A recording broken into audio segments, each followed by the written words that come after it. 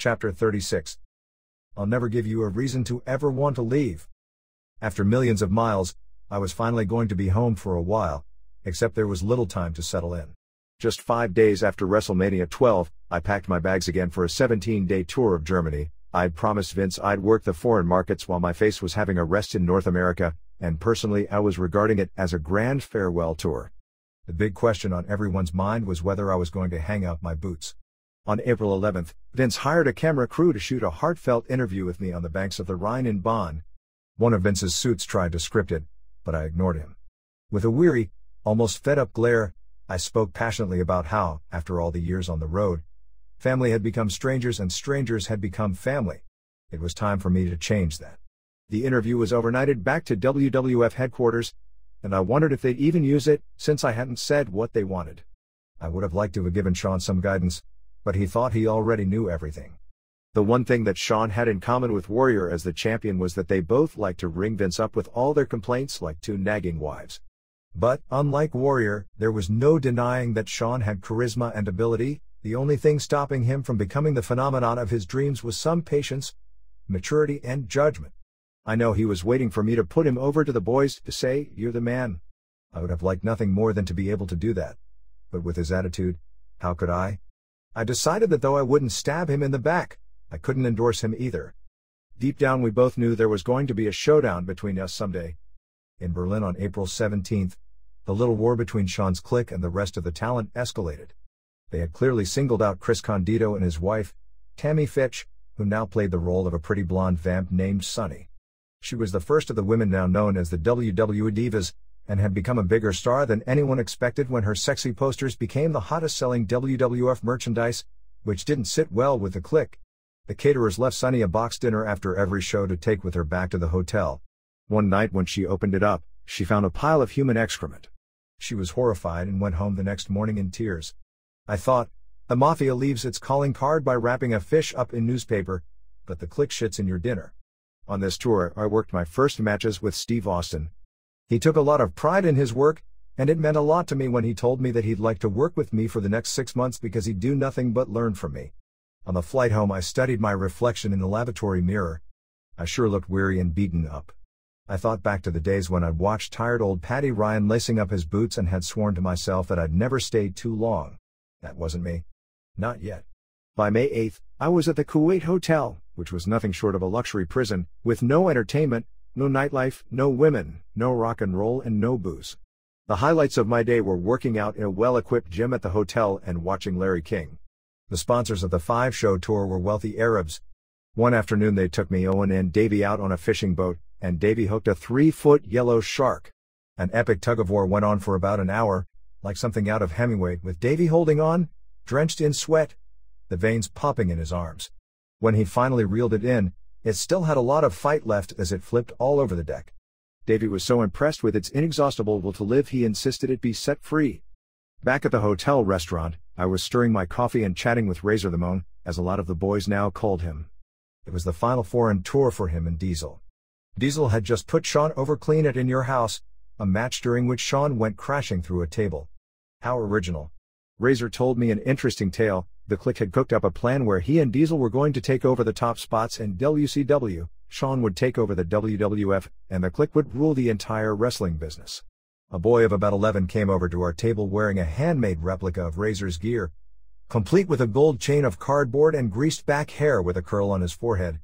I immediately thought of the Israeli kid who'd pedaled his bicycle as hard as he could to keep up with the bus. This boy had been patiently waiting around all morning for Razor's autograph, and Razor seemed to enjoy making him wait. When Razor got up to leave, he stopped beside the boy as if to finally sign and hesitated, looking back and forth between me and the boy. Finally he said to me, "I don't need to sign autographs anymore." It left that little boy with the saddest look on his face. That was the moment when I lost the little respect I still had for Scott Hall. By day 5 the boys were getting bored and fidgety. "We know what athletes need," our Arab hosts told me. "Everything will be there tonight." With a nod and a wink they promised us the world, hashish, alcohol, and naughty women. Davey, Austin, and I arrived for the party that night with Duke the Dumpster Droese, a raw rookie out of Florida who reminded me of a friendly boxer dog and who had given up work on a law degree to become a wrestler. Of course, there was no hashish, but there was apple-scented tobacco in a big bong. As for alcohol, there was a lone bottle of vodka and some orange juice. And the women? There was a bevy of beautiful Kuwaitis, but their idea of naughty was that they were dressed American style in jeans and tops that revealed their shoulders. Middle Eastern music was playing, and the girls did everything they could to get us up dancing, but it wasn't rock and roll. Duke finally caved in not long after he got up. I allowed a young woman to entice me to dance, though I actually had my eye on a black-haired beauty with slender curves. Soon enough, Davy and Steve were dancing too, but we couldn't stop laughing at what bad dancers we all were. Steve had to be worse than me, and that's saying something. Then the woman I'd been hankering after pinched my back when she walked by, teasing me that she was angry that I was dancing with the other girl. I ended up talking with her on the balcony, away from the security chief, who was attempting to keep a close eye on both of us. With the Kuwaiti skyline in the background, she gave me her phone number and agreed to secretly meet me the next day before we went back to the party. A few minutes later, one of our Arab hosts pulled out an issue of the WWF magazine in which there appeared a family Christmas portrait of me with Julie and the kids, which he passed around to all the girls. The young woman who had just said she would meet me glanced at the picture, then gave me a dirty look, and rattled off some guttural Arabic that was easy to understand without a translator. Davy, Steve and Duke looked at me as we all burst out laughing. In the end, the tour was a success, drawing close to 30,000 fans every night. Beyond the boy whom Razor Ramon brushed off, what I remember most about the trip was when our host showed us burned, gutted homes and buildings where handfuls of Kuwaitis stood up to Saddam Hussein's army. I did manage to get Julie a couple of white gold rings encrusted with diamonds, more promise rings, but the only promise I was trying hard to keep anymore was to come home in one piece. Carlo called me to tell me about the Clique's last WWF show together at Madison Square Garden on May 19th.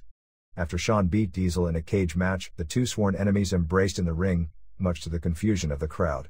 They were soon joined by Razor and Hunter, and then all four stood on the turnbuckles giving the fans the Clique hand sign in what they thought was a glorious send-off. Vince had already left the garden. When he found out what they had pulled, he was livid. Backstage, the agents and the boys were up in arms, and rightfully so. They thought Vince should have nipped such behavior in the bud. Vince reprimanded all four of them, levying $2,500 fines, and he ordered Shawn and Hunter to apologize to their fellow wrestlers. The other three had no excuse. But Shawn should have known this wasn't something the champion should do. There were other things I thought a champion should never do. Young boys were now dressing up like Shawn, the same as they did for me, Razor, Taker and others. The problem was that someone decided it would be cute to invite them into the ring every night to do Shawn's Chippendale dance with him. It rankled many of us, not to mention a lot of the fans, to see impressionable boys imitating Shawn's striptease. I'd known him as a person who respected the business, and the wrestlers and fans upon whose shoulders we stood. But that person seemed to be gone. Also, with the grueling schedule of the champion, Shawn's drug problems escalated to the point where referee Tim White, Andre the Giant's longtime babysitter, was now given the responsibility of driving Shawn around and carrying his bags. Shawn was finding out that it was harder than he may have thought to go out there and blow them away every night, and do it without getting hurt. The physical and emotional weight brought out the worst in him, and he became increasingly bad-tempered. No champion since Hogan had his own dressing room, but now Shawn reverted back to the days when the champion felt the need to elevate himself above the rest of the boys. And at no time in the past had the need for a strong and cagey champion been so urgent. When Hall and Nash appeared on WCW's Nitro as the outsiders, it caused quite a sensation for the fans. Vince's way of retaliating was to turn Dr. Isaac Yankem into the new Diesel, and an unskilled Rick Bogner, from Calgary, into Razor Ramon. It was Vince's way of saying that he created them and he still owned them. WCW's brash new boss, Eric Bischoff, countered with the best and conceivably the only great idea he would ever come up with. Every week former WWF wrestlers joined the New World Order, or NWO, pretending to be an invading faction set on taking over WCW. The storyline implied that maybe the NWO wrestlers had been sent by Vince to subvert the opposition. The angle was done with an edge just real enough that a lot of the fans were open to the possibility that the NWO would somehow bring WCW crashing down. It kept them tuning in. On June 10, 1996, Nitro toppled Raw from the #1 spot, and stayed on top, week after week, for the next 2 years.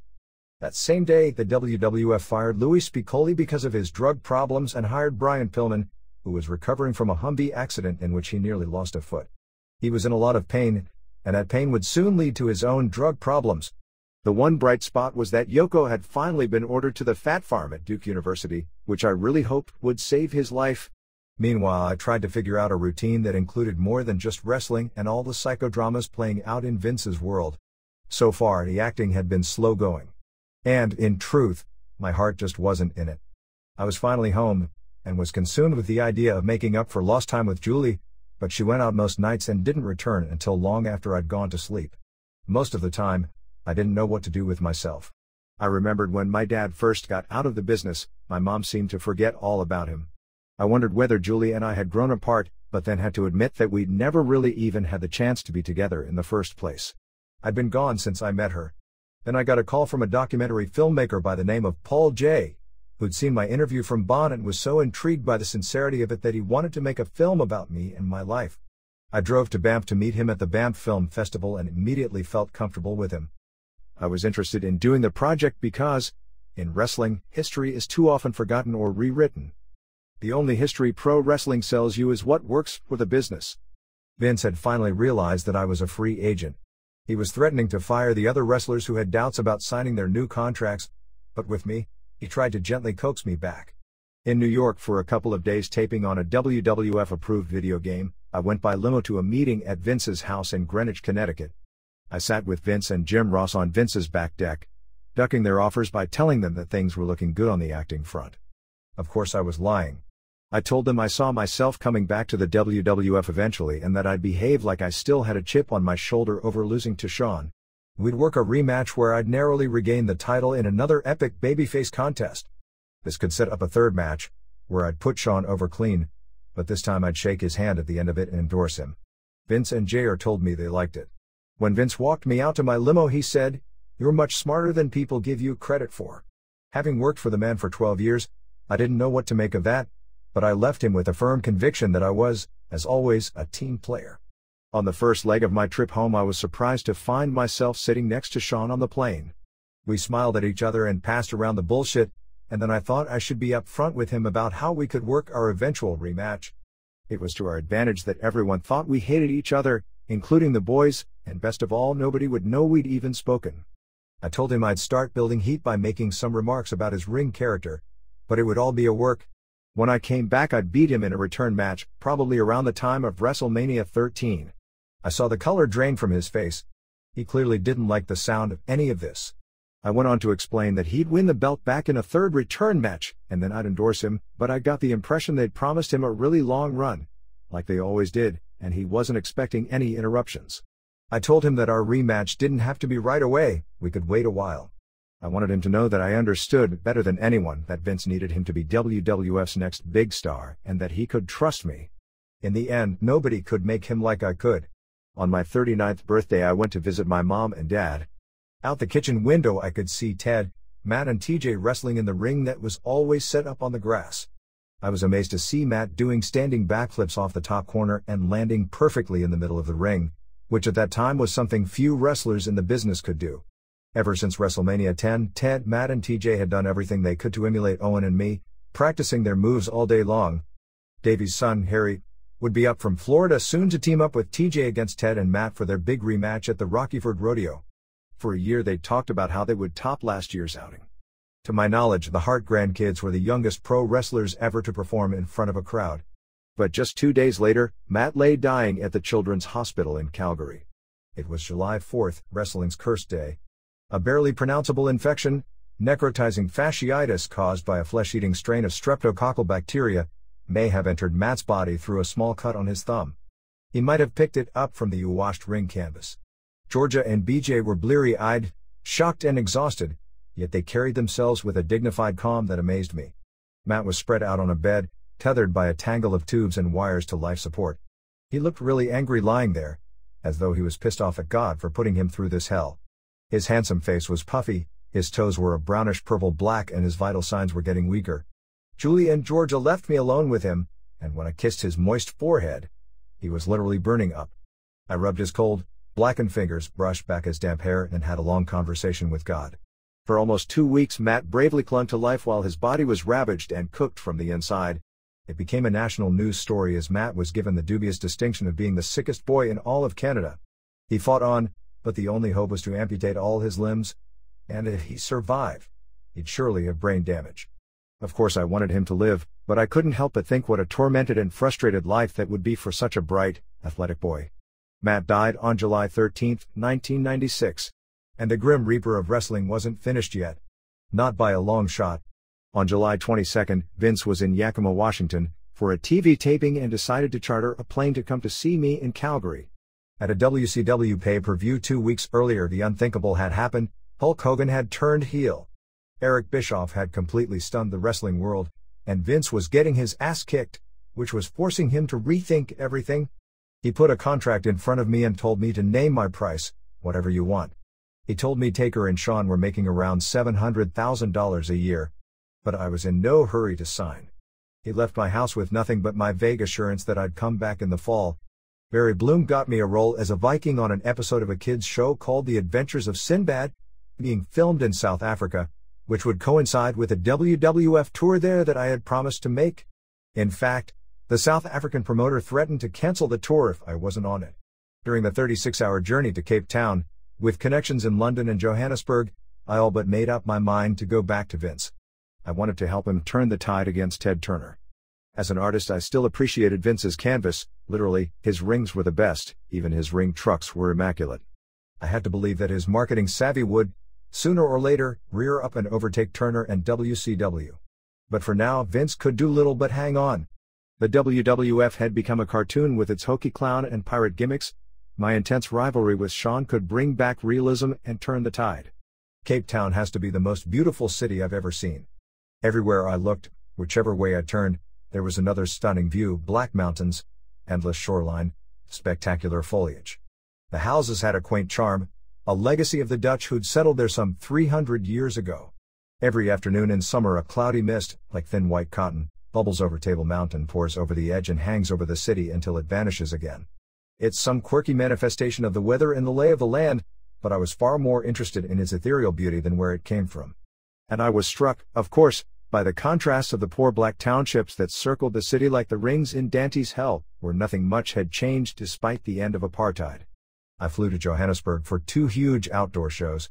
Of the whole lineup, I got the best reactions from the crowd every night, and in a big TV special being filmed in Sun City, I'd headline against Steve Austin, who was now going by the name Stone Cold. Johannesburg was a sprawling place where black-on-white crime was rampant. Most whites I knew there carried pistols. I learned this while following them through the necessary metal detectors at local nightclubs. After the first show in Johannesburg, I stopped to have a beer with Davey and Owen in the hotel lobby bar, and they told me they were getting the tag belts. Just after midnight, Jake Roberts stumbled through the front doors, whacked out on something with 3 black prostitutes leading the way. The preacher man had finally cracked, his Christian values tossed out the window. He gave me that old, sinister smile, a look part reptile, part devil. I could have sworn a forked tongue darted out between his lips. I couldn't help but come as close to feeling sorry for him as I ever would. Davey snickered and said, "Those are the same prostitutes he had with him last night. So much for him being born again." I spent the last 2 days of the tour at the Sun City Resort in a hotel bar packed with wrestlers, fans, and beautiful women. I was overdue for a good time, and had numerous phone numbers crammed into the pockets of my jeans. I had to smile when I saw long-divorced Yoko with his tongue down the throat of a comely white South African lady who was helping with the PR work. She was very drunk. So was he. She'd be in for a big surprise when she woke up in the morning. On the long flight home, I had a lot to think about, not only about my future but about betrayal of trust in other areas I was involved in. While I was away, criminal charges had been laid against Graham James, coach of the Calgary Hitmen, for the sexual abuse of young hockey players under his charge in earlier jobs. He was later convicted. On September 25th, I headed to Los Angeles, where I'd been asked to do a guest spot on The Simpsons. Barry Bloom knew Eric Bischoff, of course, and he called before I left to tell me that Bischoff was eager for a meeting. I said we'd talk about whether that was a good idea once I had landed in LA, but when I got to my hotel, Bischoff was already on his way up to my room. He was a small, middle-aged guy with shaggy black hair and dimples. We talked for nearly an hour about, of all things, our mutual love of Western gunfighters, such as Wyatt Earp, Jesse James and Butch Cassidy, who hung around the streets of Calgary in the 1890s before going to South America, where he was killed. We got on so well I almost forgot why he had come to see me. Then he asked, "So, what's it gonna take to bring you to WCW?" I would want the exact same contract as Hulk Hogan, plus 1 penny, I calmly replied. That flabbergasted him. I can't do a deal anything like that. Not right now. That's fine, I'm not really looking to go anywhere. I'm happy where I'm at. Come on, he said. At least give me something that I can go back to my people with. Anything. I thought about it for a minute. I'd think about coming to work for you guys for $3 million a year and a lighter schedule. He said he'd take that home to the Turner folks in Atlanta, and we went right back to talking about gunfighters. The next day I was picked up by limo and taken to a sound studio where it took me all of 5 minutes to do my voice on The Simpsons. The idea was that the Hitman had bought the evil Mr. Burns' mansion after Mr. Burns went bankrupt and was now living in Springfield. I'd long felt that there were many similarities between Montgomery Burns and Vince McMahon. On September 27, Bischoff offered me $2.8 million a year for 3 years if I came over to WCW. I told him I'd think about it, but now it was me who was flabbergasted. Soon Vince was hearing rumors that I'd already signed with the competition. I called him on October 3rd and alleviated his worries, telling him I wouldn't do anything until I had a long talk with him. We left it that he'd call me over the weekend. When he did, he asked me directly what the WCW offer was. $3 million for a lighter schedule, 180 days a year, he cut in. I can't match it. I told him I wasn't asking him to match it, just to make me the best offer he possibly could. We both knew that I didn't want to end up in WCW. I hated the thought of being used as an assassin against him and a company that I'd devoted my life to. But, Vince, I said, I'm in a position to make $9 million in just 3 years. I don't want to leave, but I don't want to be stupid. I have to think about my family. What would you do? Saying no to this is like tearing up a lottery ticket. He seemed to understand my predicament but said, WCW would never know what to do with a Bret Hart. He told me he needed a couple of days to think about it and then, just like Don Corleone, he said he'd get back to me with an offer I couldn't refuse. After we hung up, I turned the world off and took off on my mountain bike, pedaling anxiously up and down the bike paths of Calgary. Bischoff was offering so much more money than I could have ever dreamed of that I couldn't help but think what accepting his terms would mean to my family. I was in a perfect position to set myself and my family up for life. I thought of the old, big-name wrestlers, legends from the past who would show up in the dressing room from time to time having fallen on hard times, broke, crippled or close to it. Nobody in the dressing room cared about how many belts a guy had won, where he'd worked or how tough he was. In the end, all that mattered was what he'd saved. Very few wrestlers ever made it outside the business, not in a big way, anyway. Now I was in a position where if I wanted to, I could pound out 3 more years and go home with no worries, at least not financial ones. But could I kiss my entire legacy goodbye in order to end up in WCW? On October 9th, Vince flew to Calgary to present his offer in person. We settled down for a talk in my dining room. As an opening act to the main topic, I brought up the Paul J. documentary. He said he liked the idea and had no problem giving Paul access to the matches and the backstage area. Then we got down to it. Vince said he had a better deal for me than WCW. He wanted to sign me for 20 years, for a total of $10.5 million. The breakdown was $1.5 million a year for 3 years as a wrestler, $500,000 a year for the next 7 years as one of his senior advisors, and then $250,000 a year for 10 years thereafter, to be on standby as that Babe Ruth of the company Vince was always looking for. It was a satisfying feeling hearing him say, I'll never give you a reason to ever want to leave. WCW was offering almost as much for only 3 years, but when it got down to it I couldn't leave Vince, or our history together. I accepted the deal and we shook on it. His eyes glistened and he gave me that yuck smile as we agreed that all we had left to do was iron out some minor details. At Raw in Fort Wayne, Indiana, on October 21st, I'd announce I was coming back to face Stone Cold Steve Austin at Survivor Series. I felt badly, but I had to keep Eric hanging until my deal with Vince was done. Eric was making every concession he could think of, including offering to have both Flair and Hogan call me to tell me themselves that they had no hard feelings about some less than complimentary things I'd said about them in past interviews, and that I'd be welcomed aboard. Even Hall and Nash agreed to waive their favored nations clause, which had guaranteed that no one in a similar position could be paid more than they were making, just so I could come to WCW. Vince was already advertising that I'd be doing a live interview on Raw to announce whether I was staying or going. I assumed the whole contract thing would be sorted out in plenty of time, but it wasn't until the Friday before I was to make my appearance at Raw that I received a very controlling draft contract, which, once again, my lawyer said only an idiot would sign. Since the draft bore no resemblance to the deal Vince and I had shook on, I called him. I could only reach his wife, Linda, who was now president of operations, so I had no choice but to tell her that all bets were off and that I would not appear unless my contract was worked out. Before I could tear up Bischoff's lottery ticket, I simply had to have my deal with Vince inked and dry. Carlo believed that Bret Hart going to WCW at that precise moment could devastate the WWF and pressed Vince to finalize my deal. Then Vince's office called to tell me that his legal department had accidentally sent me the wrong contract. This was the third time over the years that I'd been given this same lame excuse. When I flew into Fort Wayne for Raw, I had the WCW contract folded up in the back pocket of my jeans. I still didn't have a signed WWF contract, but my appearance on the live show had been heavily hyped in an all-out effort to finally beat Nitro in the ratings. One lesson I had learned in my 12 years in the WWF was that Vince stripped you bare when he was through with you, using up all or most of what you had left, including your name and persona. Carlo, believing my departure would be a disaster for the organization he worked for, helped me put together a contract that wrested more control away from Vince and gave me more protection than any wrestler had ever had before, though officially it was my lawyer, board, and my accountant, John Gibson, who handled the whole thing. The contract provided me with all the usual perks and also two groundbreaking concessions. The first was that if I was injured on my way to a show or in a match so that I couldn't wrestle, I'd be fully compensated for all my wages. The second allowed me creative control for my last 30 days if for any reason I was ever to leave the WWF. In short, this meant that my character didn't have to do anything I didn't want him to do, which would keep Vince from devaluing my stock on my way out. I liked hearing Carlo repeat over and over, "They can never, ever fuck you now." I stayed in my hotel room until 1 hour before the show. Backstage I was whisked away to a room where copies of my contract were laid out on a long table. Carlo even had fancy pens on hand to commemorate the occasion. Vince seemed anxious as he signed, and when it was all done Carlo clapped and suggested we uncork some champagne after the show.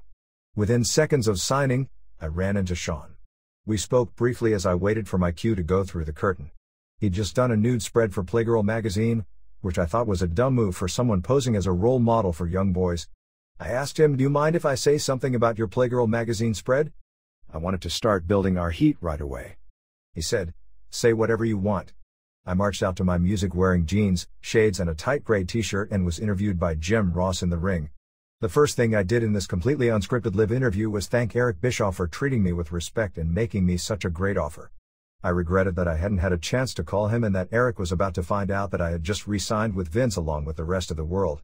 Mind you, I referred to Eric only as an unnamed rival because, to that point, neither organization had uttered the name of the other on their TV shows, but the fans knew exactly who and what I was talking about.